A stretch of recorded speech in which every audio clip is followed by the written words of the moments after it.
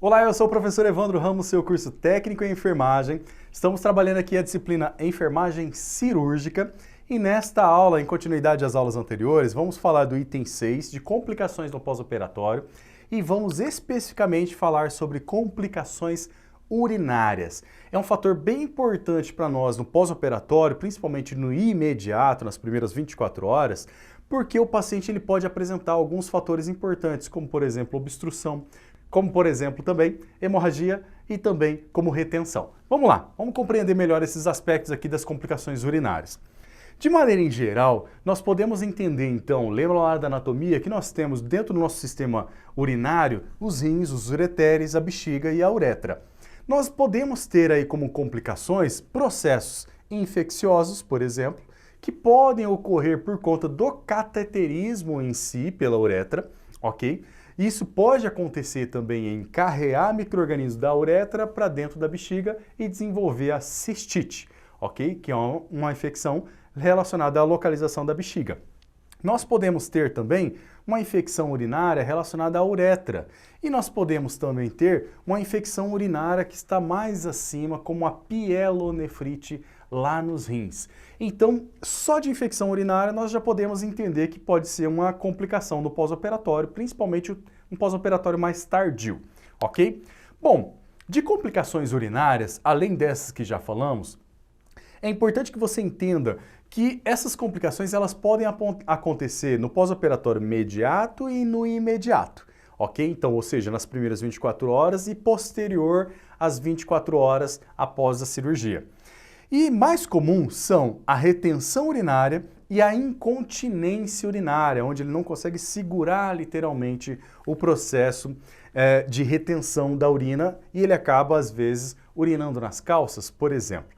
Esse processo de incontinência, ele está muito relacionado, por exemplo, com o cateterismo a longo prazo. Então eu posso ter a retenção também ligado aqui ao pós-operatório imediato e eu posso ter a incontinência relacionada a um pós-operatório mediato, ok? Passa de 24 horas de sondagem, por exemplo, ele está com sonda há dias, então ele pode desenvolver a incontinência. Mas também no pós-operatório mediato, dias depois, ele também pode desenvolver a retenção após a retirada da sonda, tá bom? Quais são as causas gerais, professor, relacionado à retenção urinária? Nós temos traumatismo cirúrgico, ok? Relacionado a esse processo de retenção urinária e nós podemos entenda como traumatismo o processo mesmo cirúrgico da cavidade abdominal, ok? A manipulação às vezes da bexiga, isso pode trazer aí um trauma na bexiga e nesse sentido isso pode trazer uma retenção urinária posteriormente. A posição inadequada também nesse procedimento cirúrgico, no processo cirúrgico, a posição inadequada na passagem da sonda, isso pode trazer um processo de retenção urinária, ok? O uso prolongado da sonda vesical de Foley, que são as sondas de látex e também as sondas de silicone. Nós temos então um uso prolongado, mais de 15, 20 dias de sondagens ou até mesmo um período muito maior de sondagens por conta de necessidade patológica desse paciente, isso vai trazer, quando retirar essa sonda, um processo de retenção urinária, ok? Então eu quero que você grave que no processo de retenção urinária, a urina ela fica retida na bexiga, tá? E aí eu tenho literalmente um aumento no tamanho dessa bexiga, tá? Claro que não vai crescer desse tamanho, mas eu vou ter um aumento no tamanho da bexiga por conta de um acúmulo maior de urina, ok? Então, um processo de urina, naturalmente, onde aconteceria o relaxamento da musculatura, tá, do esfíncter urinário e a drenagem, literalmente, da urina, nós vamos ter aqui uma retenção muito maior. E aí eu vou ter, literalmente, um aumento no globo vesical, tá, na bexiga. Isso vai trazer dor, isso vai trazer muito incômodo baixo ventre do paciente, vai trazer também irritabilidade, porque ele sente a vontade de ir ao banheiro, mas ele vai e ele não consegue urinar em nada, tanto ele como ela, ok? Nesse sentido, então, esse incômodo, às vezes, ele só vai ser eliminado com um cateterismo de alívio, onde um enfermeiro pode fazer uma sondagem via uretra para drenagem dessa urina que está acumulada e a gente chama isso de cateterismo de alívio, ok? Quando a sonda ela permanece, eu chamo isso de cateterismo de demora, uma sonda vesical de demora.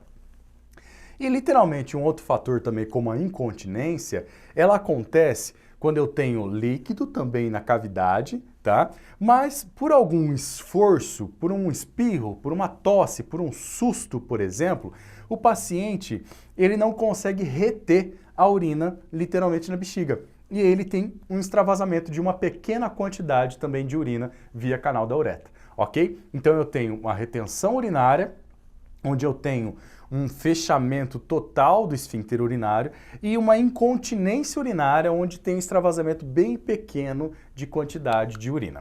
Bom, a retenção urinária, quais são os cuidados de enfermagem que a gente vai fazer, professor? Nós temos que proporcionar um ambiente calmo e agradável para o paciente quando eu ofereço para ele a comadre ou o papagaio, por exemplo, tá? Para ela ou para ele fazer, para esse paciente fazer literalmente aí o processo de urinar. É importante eu pensar nesse ambiente calmo, prevenir também, proteger esse paciente das suas questões relacionadas aí à privacidade. Estimular também a micção. É importante que eu comece a estimular mentalmente esse paciente, que ele vá ao banheiro mais vezes e comece a estimular a micção, tá? Com métodos como, por exemplo, aplicação de bolsa quente, tá? Abrir torneiras, eu posso fazer isso para tentar estimular o som e ele ter um relaxamento de esfíncter para esse processo.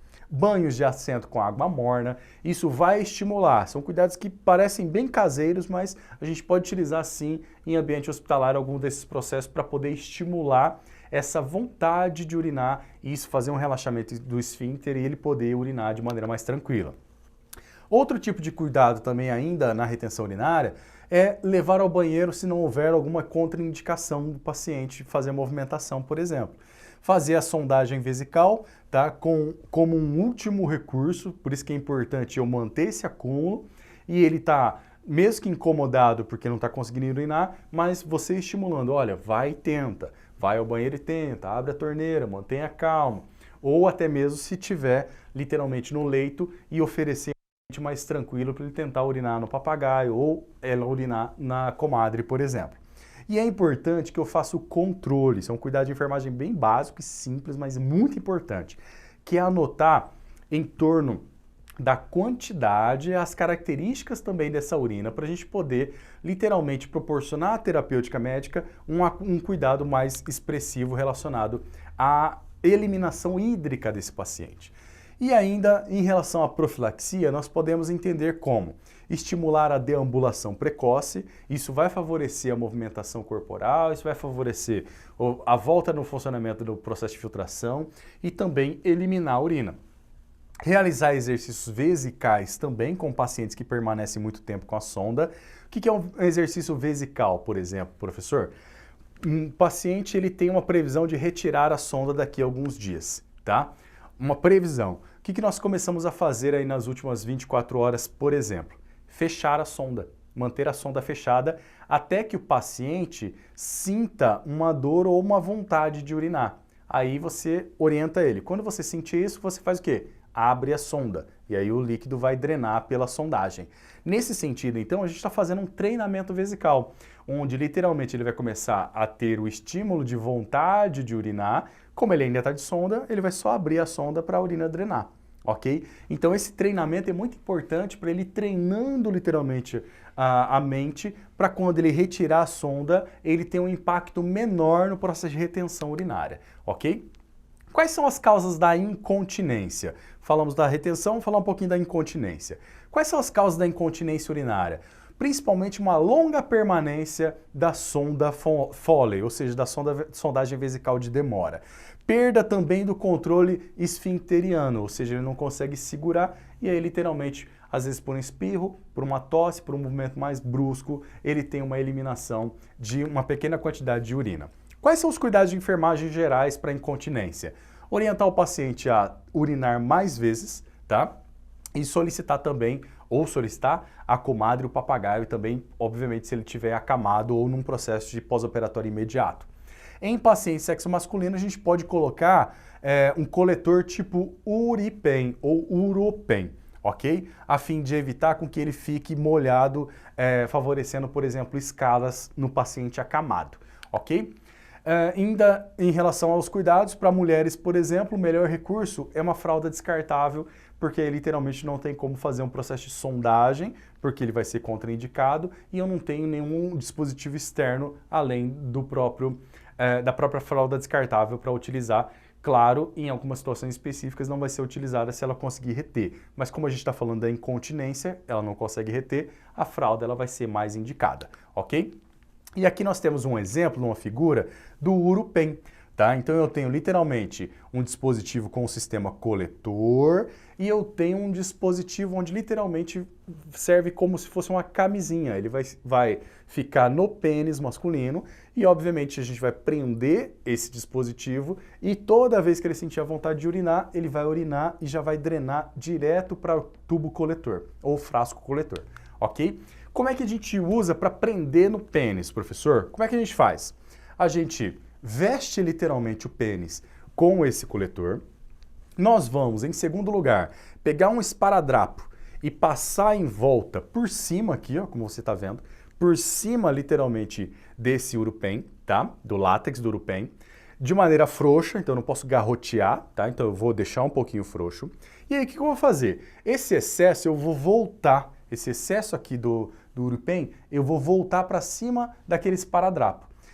À medida que eu volto, aí eu coloco um segundo esparadrapo, pegando a parte do látex do Uropen e também a parte do corpo do pênis, ok? E aí eu prendo literalmente esse dispositivo Uripen ou Uropen justamente no pênis para toda vez que ele tiver a vontade de urinar, ele vai urinar e vai drenar direto para um saco coletor dessa urina. Bom, nós vimos então, nesta aula, as complicações urinárias que podem acontecer no pós-operatório. Falamos de incontinência, falamos também, literalmente, da retenção urinária. Mas podem acontecer também o processo de hemorragias, como você já viu nas aulas anteriores. E é importante, então, que você comece a entender esses aspectos e pratique esses cuidados de enfermagem, porque eles são diretos com o paciente pós-operatório mediato e imediato, 24 horas ou mais de 24 horas, e também nesse processo de cuidado vamos trazer uma terapêutica mais adequada para o paciente. Obrigado pela sua atenção e aguardo você na próxima aula.